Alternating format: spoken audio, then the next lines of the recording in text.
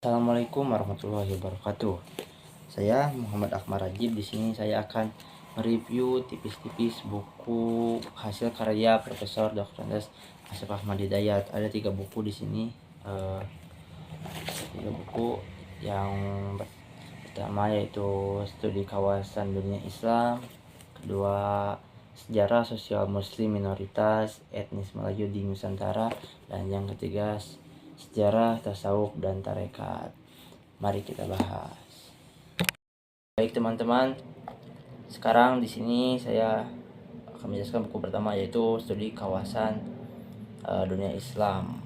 Nah, kapan sih munculnya kajian studi kawasan Islam ini? Secara formal, studi kawasan ini muncul setelah negara atau dunia terbagi menjadi negara-negara nasional. Terus muncul juga ini pada mau berakhirnya Perang Dunia Kedua pada tahun 1945. Nah, studi kawasan ini adalah bagian kajian interdisipliner, multidisipliner, dan transdisipliner. Nah, bahkan setelah munculnya studi kawasan banyak menghasilkan ilmu pengetahuan di bidang studi. Nah, dalam studi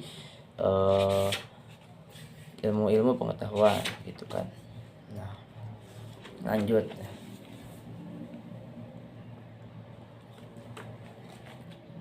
Apa sih pengertian dari studi kawasan ini? Studi kawasan atau studi area, ada yang menyatakan studi area, ada studi kawasan, ada studi regional, yang artinya sama saja, itu adalah studi kawasan. Nah, di sini studi kawasan memiliki arti ialah studi ilmiah tentang suatu kawasan yang menyajikan tentang suatu sosial politik tertentu dengan maksud untuk memahami dan menjelaskan tempat dan perannya dalam masyarakat internasional. Jadi bagaimana mengkaji suatu wilayah. Dalam wilayah itu berbagai banyak perbedaan dengan wilayah lainnya, termasuk dalam sosial politik, budaya, bahkan agama gitu kan. Nah, walaupun agamanya sama tetapi ada perbedaan, misalnya seperti Islam gitu kan, di mana Islam di Asia Tenggara ini kebanyakan mencakup bermadhab Syafi'i dalam fikih, dan Sunni dalam teologinya, aliran teologinya gitu. Berbeda dengan Iran, di mana Iran madhab teologinya itu Syiah gitu kan. Nah, Arab juga berbeda dalam madhab fikihnya, yaitu madhab Maliki, dan ada juga madhab Hambali gitu. Nah, dalam studi kawasan ini tidak memerlukan teori spesifik mengapa gitu. Di dalam studi kawasan ini dalam bab 2 tidak membutuhkan teori spesifik mengapa gitu kan. Nah, fokus kajian dari studi kawasan ini selama ini adalah karakteristik wilayah yang unik dan umum, mencakup politik, ekonomi, sejarah, budaya, hukum, industri, lembaga, masyarakat, dan adat istiadat masyarakat dan berbagai daerah dalam satu kawasan tertentu. Jadi fokus kajiannya itu terhadap umum, mencakup politik gitu, ekonomi, sejarah, budaya, dan berbagai lainnya seperti hukum dan industri juga termasuk gitu. Karena di berbagai kawasan ini sangat berbeda gitu. Setiap kawasan memiliki perbedaan. Misalnya Indonesia dengan Malaysia banyak perbedaannya dalam studi bidang politik, di dalam bidang ekonominya berbeda gitu kan. Nah terus sejarahnya juga berbeda, terus adat istiadatnya juga berbeda, budayanya berbeda. Nah, itu yang menjadi fokus kajian dari studi kawasan ini.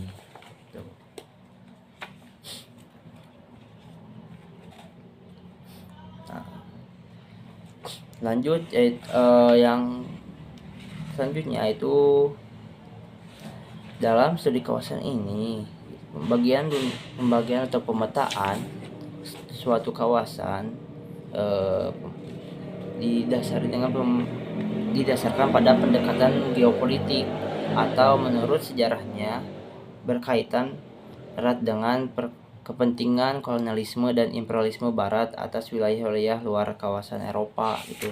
Kan dulu Eropa melakukan imperialisme gitu kan, seperti imperialisme klasik yang dimana negara-negara Barat ini, negara-negara Eropa ini menjajah bagian-bagian negara Asia seperti India, Afrika, Asia seperti Indonesia dan lainnya gitu. Nah, itu menjadi suatu kawasan regional mereka gitu. Jadi di bawah pemerintahan mereka gitu. Nah, pendekatan geopolitik ini mampu memberikan penjelasan mengenai keragaman budaya dilihat dari faktor geografis dan politik yang mempengaruhi serta faktor-faktor lainnya gitu. Nah, sedangkan pendekatan etnolinguistik, ada pendekatan ini adalah pendekatan dengan ciri-ciri etnik dan ras manusia. Jadi berfokus pada ciri-ciri ras atau etnik manusia. Misalnya di Afrika rasnya seperti ini, di Asia rasnya seperti ini. Yaitu menjadi fokus kajian dari pendekatan studi kawasan dengan penggunaan pendekatan etnolinguistik gitu. Nah, lanjut di sini saya akan membahas tentang kawasan Islam Asia Tenggara. Nah, Asia Tenggara dibedakan dalam dua kelompok, yaitu Asia Tenggara Daratan yang mencakup semenanjung Indochina dan semenanjung Malaya, dan Asia Tenggara Kepulauan yang terdiri dari Kepulauan Filipina, Kepulauan Indonesia, Malaysia, Singapura, Timor Leste, dan Brunei Darussalam. Nah, banyak perbedaan di kawasan-kawasan Asia Tenggara Kepulauan dan Asia Tenggara yang daratan gitu. Contohnya seperti Indonesia dengan Thailand gitu kan, banyak perbedaannya dalam suatu budaya atau adat istiadat, walaupun minoritas gitu kan Islam di Thailand, tapi masih ada kesamaan juga gitu dengan Islam yang ada di Indonesia, khususnya dalam bidang madhab gitu. Madhabnya madhab fikih, itu sunyi gitu. Baik teman-teman, kita lanjut ya ke buku kedua, yaitu buku Sejarah Sosial Muslim Minoritas Etnis Melayu di Nusantara, hasil karya Profesor Asep Ahmad Hidayat. Nah, banyak teori yang menjelaskan bahwa Islam masuk Nusantara itu dari berbagai daerah. Itu salah satunya dari Arab Makkah. Kapan sih Islam masuk ke wilayah Asia Tenggara ini, atau ya ke Asia Tenggara ini atau Nusantara? Menurut teori Arab. Nah, menurut teori Arab, Islam masuk pada abad ke-7 Masehi. Nah, atau abad ke-1 Hijriah.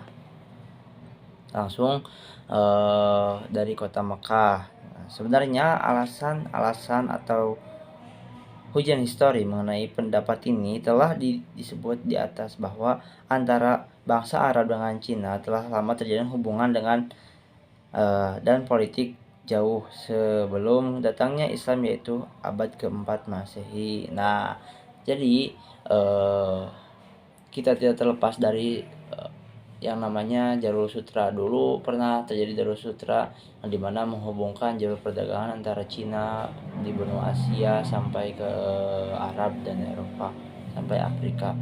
Nah, setelah itu ditutup karena banyaknya, bukan ditutup sih sebenarnya mah, karena banyaknya pembegalan lah kalau sekarang mah. Nah, orang Arab ini melakukan perdagangan atau perdagangan ke daerah Asia Tenggara, khususnya Indochina, melalui jalur laut, yang dimana di teori Arab ini menjelaskan bahwa orang-orang Arab itu dulunya berhenti atau singgah dulu di daerah-daerah pesisir pantai Selat Malaka. Mohon maaf salah, Selat Malaka ya. Nah, di Selat Malaka itu eh, di pesisir pantainya dan di berbagai pantai di daerah Asia Tenggara berhenti gitu sejenak, atau sekarang mah rehat lah, karena menggunakan kapal laut, yang dimana kapal laut ini menunggu angin sesuai dengan arah angin itu berlayarnya. Nah, di mana sambil mereka berdagang gitu, berhenti gitu kan, langsung melakukan perdagangan, berinteraksi dengan masyarakat setempat, bahkan menyebarkan ajaran-ajaran agama Islam. Nah, lanjut ya. Di sini saya akan menjelaskan eh, bab kedua, itu sejarah sosial Islam di kerajaan Thailand. Penduduk Islam di Thailand ini sangat minoritas. Eh, Statistik menunjukkan bahwa eh, Muslim Thailand ini hanya 4% dari seluruh jumlah penduduk Thailand. Sangat minoritas sekali ya kawan di sini. Nah, lanjut kita akan masuk ke sebab, yaitu kelompok Muslim Thailand. Nah, ada apa aja sih kelompok Muslim Thailand ini? Nah, populasi Muslim Thailand beragam, terdiri dari beberapa kelompok etnis imigran, yaitu Cina, Pakistan, Kamboja, Bangladesh, Rohingya, Malaysia, Indonesia, terutama suku Jawa dan Melayu, Patani, serta termasuk etnis asli Thailand, suku Siam dan Thai. Nah, tinggi jumlah penduduk di Thailand ini, jumlah umat Islam di bagian selatan, terutama di 4 provinsi Narathiwat, Patani, Yala, dan Songkhla. Kaum muslim didominasi oleh Melayu. Nah, Melayu Patani sekitar 80%. Tinggi jumlah penduduk ini asal Melayu di wilayah selatan adalah karena sifat historis dari wilayah tersebut yang merupakan warisan Kesultanan Patani atau kerajaan, yaitu kerajaan Islam yang di penghujung utara semenanjung kerajaan semenanjung gitu kan, semenanjung. Nah, Kerajaan Islam Melayu Patani didirikan pada permulaan abad ke-17. Nah, di mana sebelumnya merupakan kerajaan Hindu, yaitu Langkasuka, itu namanya kerajaan Hindunya. Nah, di bawah naungan kerajaan Majapahit pada abad tahun 1909, wilayah ini dianeksasi kerajaan Thailand berdasarkan perjanjian Anglo-Siam. Nah, tadi ya provinsi etnis Siam ini merupakan etnis Thailand yang beragam Islam.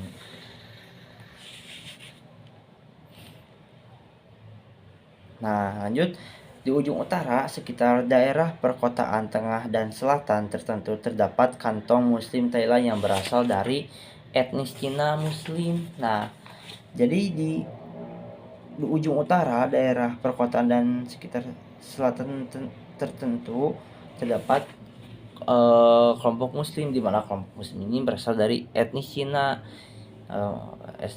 yang Muslim gitunya, yaitu Hui. Nah, sebagian besar Muslim Cina termasuk dalam kelompok yang bernama Chin di Thailand, meskipun kebanyakan Chin Hao bukan Muslim. Nah, jadi kebanyakan penduduk Cina atau di bagian utara dan sebagian wilayah selatan Thailand tidak semuanya Islam, tapi sebagian juga beragama yang lainnya gitu. Nah, terus lanjut, yaitu kelompok Muslim Rohingya merupakan pengungsi yang berasal dari Myanmar gitu kan ya, yang tersebar dari camp-camp pengungsian di pesisir pantai Thailand gitu. Nah, bahkan Muslim Rohingya ini sampai ke Indonesia gitu kan ya. Nah, gitu. Terus lanjut, kelompok Muslim asli lainnya berasal dari Kamboja. Muslim di Thailand ini ada yang dari Kamboja. Bagaimana tuh sampai dari Kamboja? Jadi Muslim Kamboja ini yaitu atau kelompok musim Cham yang dapat dijumpai di perbatasan antar Thailand dan Kamboja. Wilayah utara mereka bermigrasi di Kamboja Selatan ke Thailand karena kerajaan Champa dihancurkan oleh kerajaan Vietnam. Kemudian pada tahun 1700-an sampai dan 1800-an sebagian muslim Cham yang ditinggal di Kamboja gitu bermukim di Bangkok melakukan imigrasi gitu. Karena apa? Karena kerajaan Cham yang Champa tadi dihancurkan atau diserang oleh kerajaan Vietnam gitu. Nah, gitu ya. Lanjut berikutnya yaitu sejarah sosial Islam Republik Demokrasi Timor Leste. Kita tahu Timor Leste adalah dulunya merupakan bagian negara dari negara Indonesia gitu, kepulauan. Nah, pada era Presiden B.J. Habibie mereka melepaskan diri gitu karena Timor Leste ini merupakan sebuah pulau yang berada di bagian timur Indonesia yang langsung berbatasan dengan NTT atau Kepulauan NTT. Nah, banyak yang menyatakan bahwa dulunya pernah ada orang Arab yang atau bangsa Arab yang berdagang atau saudagar Arab yang berdagang ke Timor Leste ini gitu. Nah, sebelum itu sebelum datangnya bangsa Portugis atau bangsa-bangsa Eropa. Bahkan Timor Leste ini memiliki kepercayaannya tersendiri gitu kan. Kepercayaannya itu mempercayai dua dewa, yaitu dewa langit dan dewa bumi gitu. Yang dimana mereka percaya bahwa mereka hidup diatur oleh dua dewa tersebut gitu. Nama dewanya itu dewa Uisneno dan Uispa. Uisneno itu merupakan dewa langit dan Uispa itu merupakan dewa tanah atau dewa bumi, katanya begitu sebelum Islam masuk dan Kristen masuk gitu teh. Yang dimana Islam masuk ke Timur Leste ini dibawa oleh orang-orang Arab yang berdagang dan oleh kerajaan Islam pada masa itu seperti kerajaan Samudapasai dan Mataram, yang dimana kerajaan Samudapasai itu menyebar dan kerajaan Muslim lainnya di bagian timur gitu. Nah, lanjut kita akan membahas yang itu sejarah Islam Sosial Republik Filipina, di mana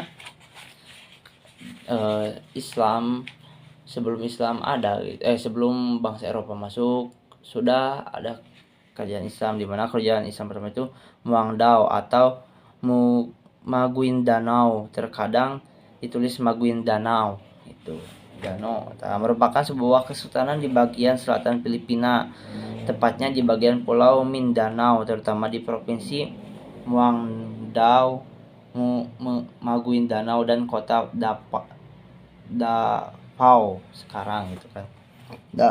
Kesultanan Maguindanao ini dikatakan oleh beberapa sumber setelah didirikan pada akhir abad ke-12. Jadi sekitar abad 12 kerajaan Maguindanao ini berdiri gitu. Sumber yang lainnya mengatakan pada awal 1300-an atau abad ke-13. Nah, sedangkan yang lebih rajih adalah pada tahun 1515, masih abad ke-12 dan abad ke-14. Nah, nama Mindanao atau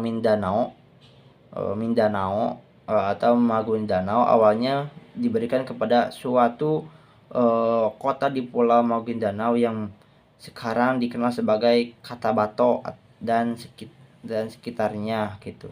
Nah, ketika kekuasaan Sultan Maguindanao meluas di wilayah yang berdekatan, kekuasaan itu berlanjut ke tempat ke lembah Rio Grande yang lebih rendah, dan kemudian di semua lembah dan seluruh pantai yang berada di wilayah kekuasaan sultan. Nah, jadi perkembangan sampai ke pantai gitu ya,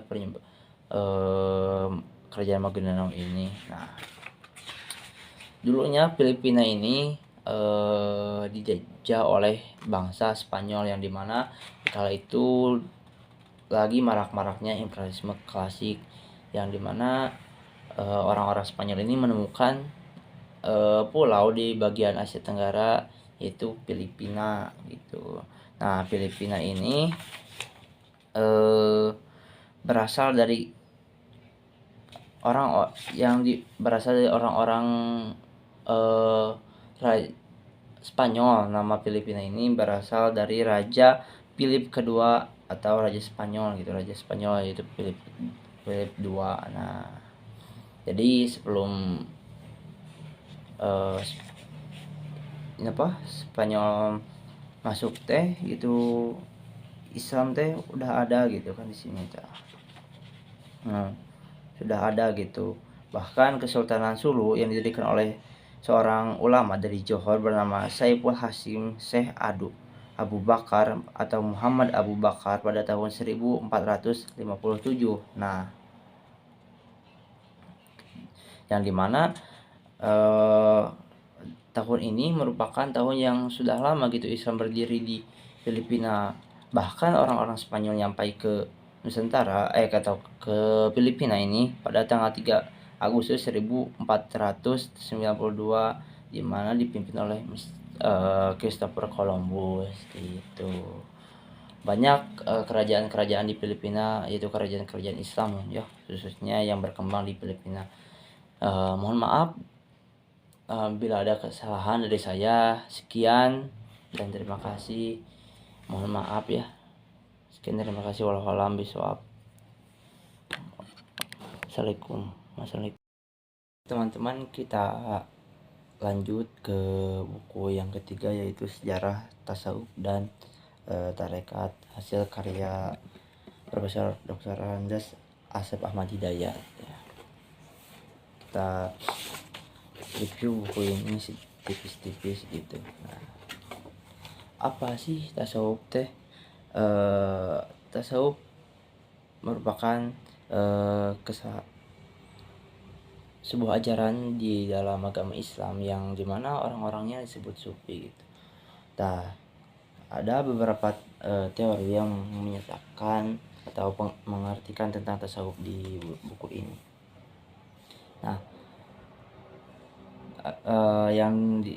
beberapa teori yang disampaikan oleh orang-orang orientalis menyebutkan bahwa tasawuf bukan merupakan ajaran Islam, melainkan ajaran dari luar Islam, seperti pendapat Friedrich August Theophilus Toluk dan Ignaz Goldziher, Aslin Palacios, Albert von Kremer, R.A. Nicholson, dan lainnya. Nah, terus ada yang berpendapat lagi, yaitu M.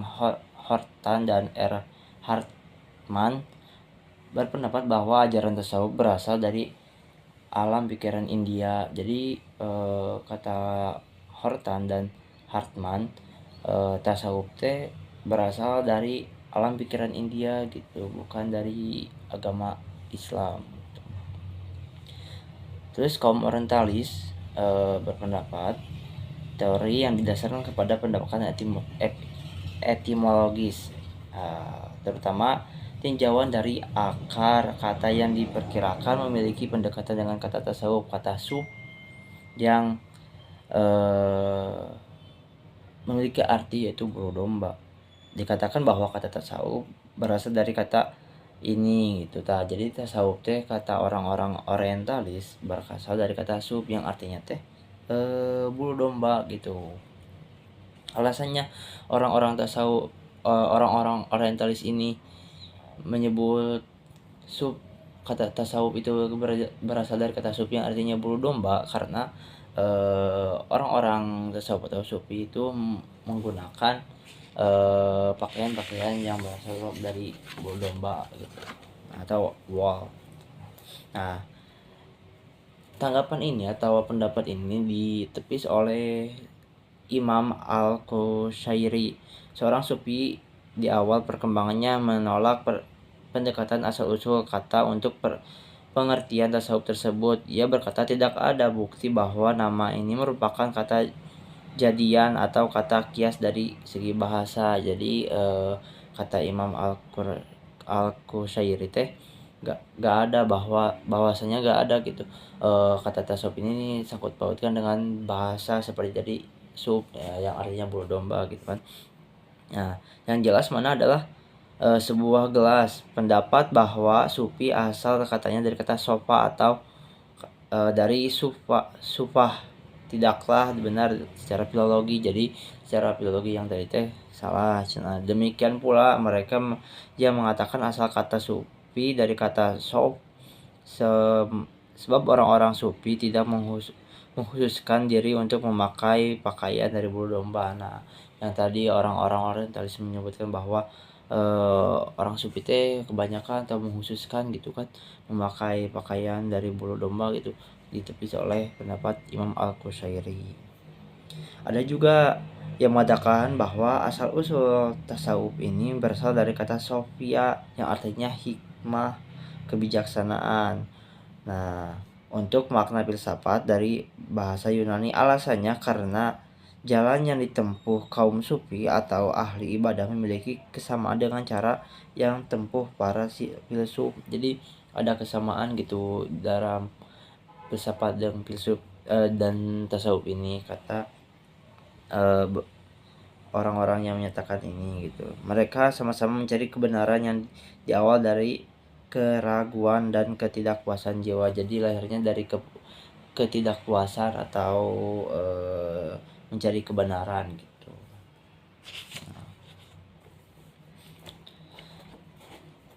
Nah, jika ada pandangan dari kalangan Muslim Syiah, istilah tasawuf tidak populer, tetapi istilah irfan irfan saja yang berarti pengetahuan, kesadaran, dan kebijaksanaan. Kata ini adalah dalam bahasa Arab dan Persia. Kata irfan memiliki akar kata sama berasal dari arofa ya rifu dengan arti mengetahui atau mengenali suatu ilmu pengetahuan.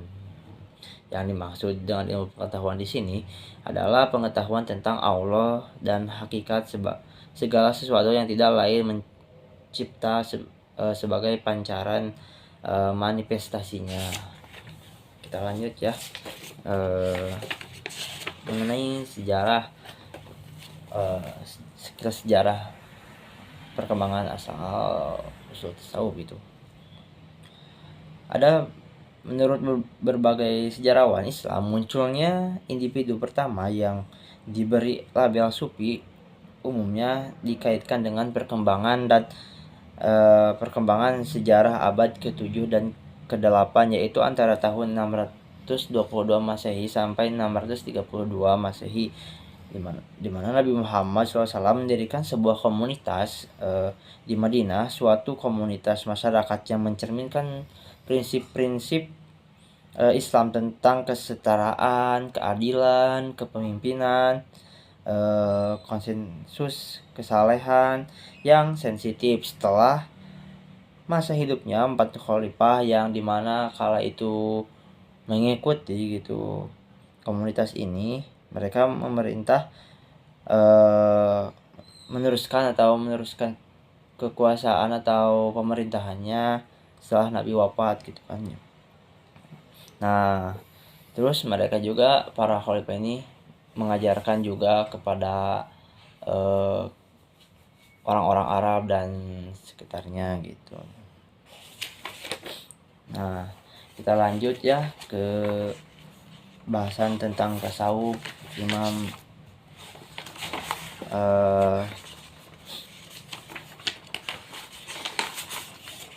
Hasan al-Basri. Nah, para sufi terkenal di barat periode klasik Asia Barat, Afrika Utara, dan Spanyol. Di sini saya akan membahas satu, yaitu Hasan al-Basri, Imam Hasan al-Basri.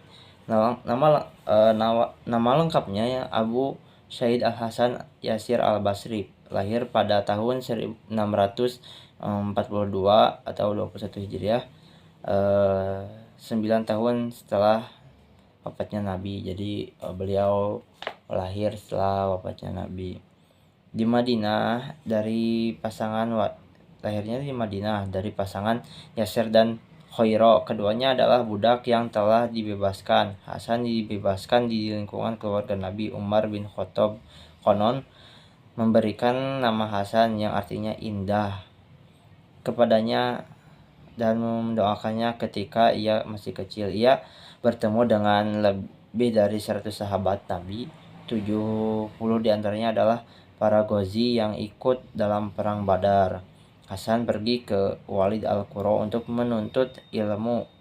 Anas bin Malik, sahabat Nabi, adalah gurunya. Jadi beliau merupakan imam orang yang lahir setelah Nabi wafat 9 tahunan. Nah, dia memiliki guru yaitu Anas bin Malik, yaitu sahabat Nabi Muhammad SAW.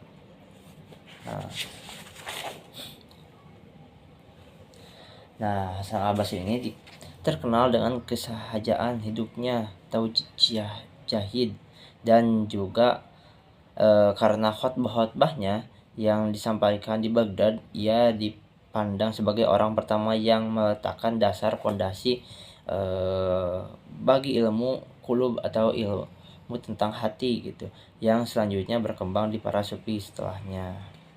Nah, Hasan al-Basri ini adalah seorang yang bijaksana, fasih berbicara dengan perkataannya bagaikan mutiara. Misalnya beliau bersabda, anak Adam umurnya tidak lebih dari beberapa hari saja. Setiap hari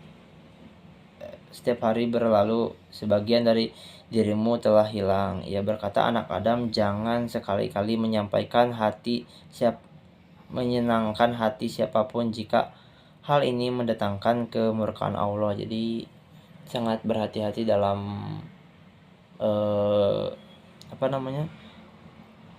memainkan perasaan hati gitu. Nah, dalam kesempatan lain Hasan al-Basri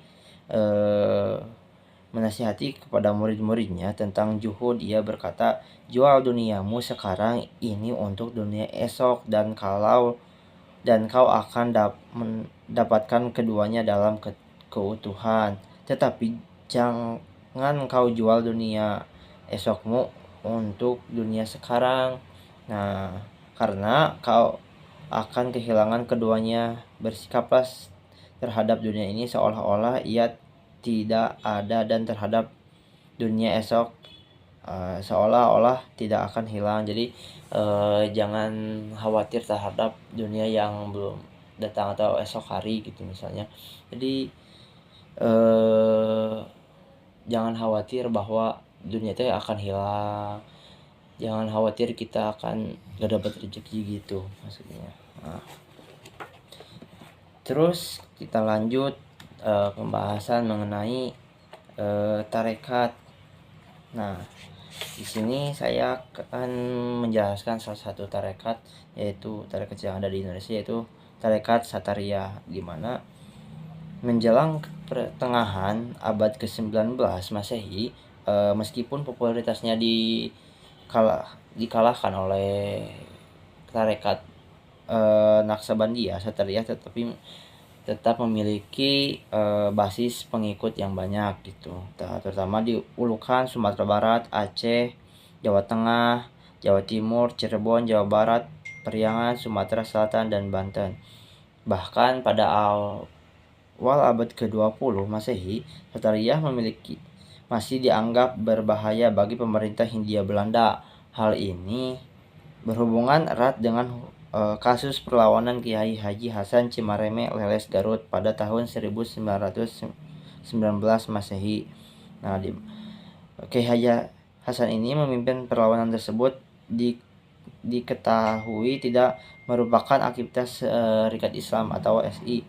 Nah, tetapi juga merupakan pengamalan tarekat Satariyah yang memiliki jaringan dengan pemijahan Tasikmalaya, Cirebon, Banten, Nah, hubungan dengan Banten karena Kiai Haji Hasan merupakan keturunan Kesultanan Banten dari ayahnya, yaitu Kiai Bagus Alpani. Nah, di Cirebon basis pengikut Satria pada sejak abad ke-17 sampai 19 Masehi di keraton dan sekitarnya, kemudian beralih ke pesantren-pesantren yang berada di wilayah Cirebon seperti Pondok Pesantren Al-Jauhriyah, Pondok Pesantren Kapek, Pesantren Buntet, dan Pesantren Rul Hikmah. Nah, di mana di Cirebon ini Sarekat Sataria teh berkembang gitu sangat pesat sekitar abad ke-17 sampai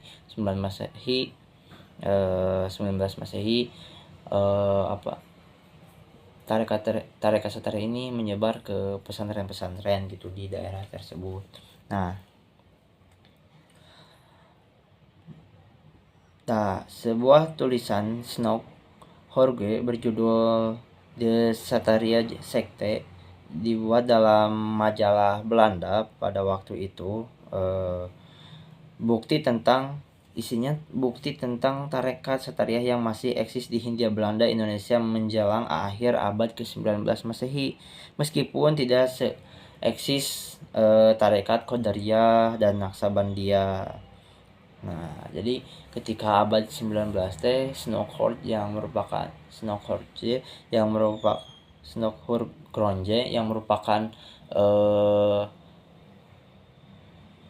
kolonial orang Belanda gitu yang paham terhadap agama Islam, pasti bisa berbahasa Arab karena dia belajar ke Arab untuk mempelajari agama Islam, menyatakan dalam sebuah tulisannya